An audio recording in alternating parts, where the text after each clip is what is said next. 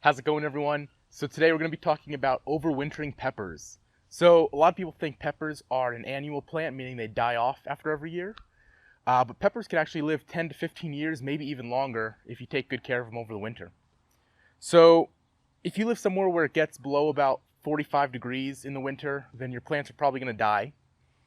But a good way to prevent that is to bring them inside. So these pots right here, these are kind of like my outdoor pots. So they get kind of dirty. You can see it's pretty water stained, full of dirt, mud, stuff like that. So we're going to take this as an opportunity. We're going to pull it out of this pot, clean it up a bit, and put it into a new pot. So to do that, we're just going to kind of come over here. I'm going to push on the sides of the pot.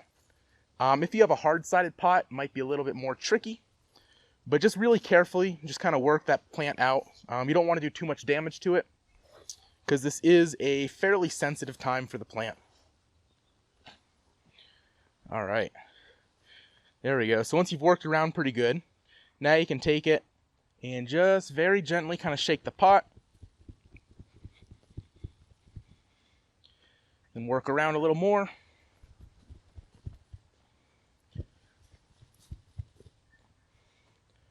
There we go.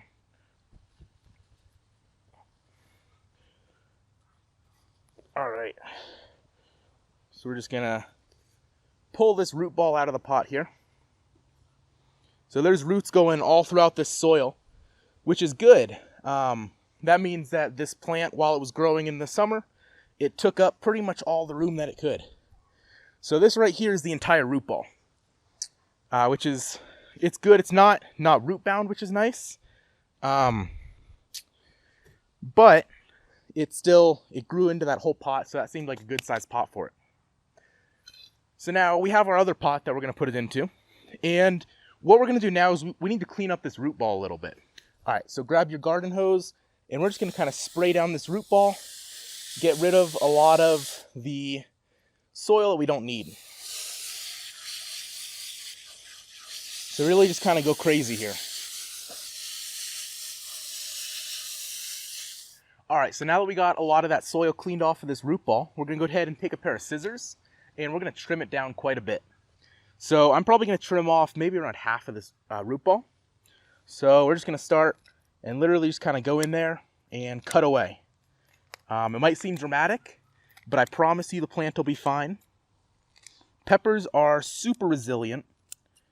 So they're really good at taking abuse and coming back. So trimming down these roots like this are going to help prepare it for that dormancy state that it's going to go into. And then next year, when you're growing your plant, it's also going to help to allow those roots to grow. And that way your plant doesn't become root bound. So we're just going to go ahead and keep trimming back these roots. All right, now that should be good. So we have our pot of soil already prepared here. So I'm using this Happy Frog soil right here. They're not a sponsor or anything. They just make some good products. So I figured, hey, might as well give them a shout out. So just like planting anything, we're just going to place your root ball in the pot. I'm going to actually need to pull out some of that soil. There we go. So place our root ball in the pot there. And then just cover it with a bit of soil. Just like how you would plant anything.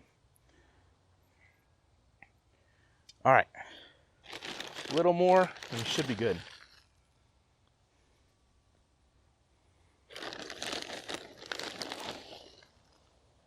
All right, I think that's about perfect right there.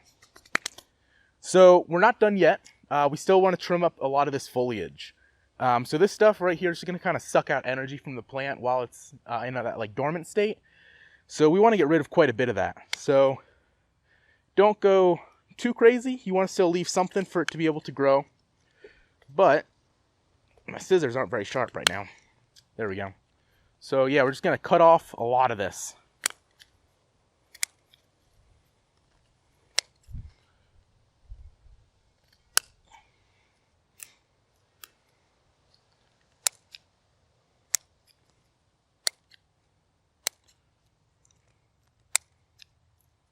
All right, so we're going to leave something kind of like that.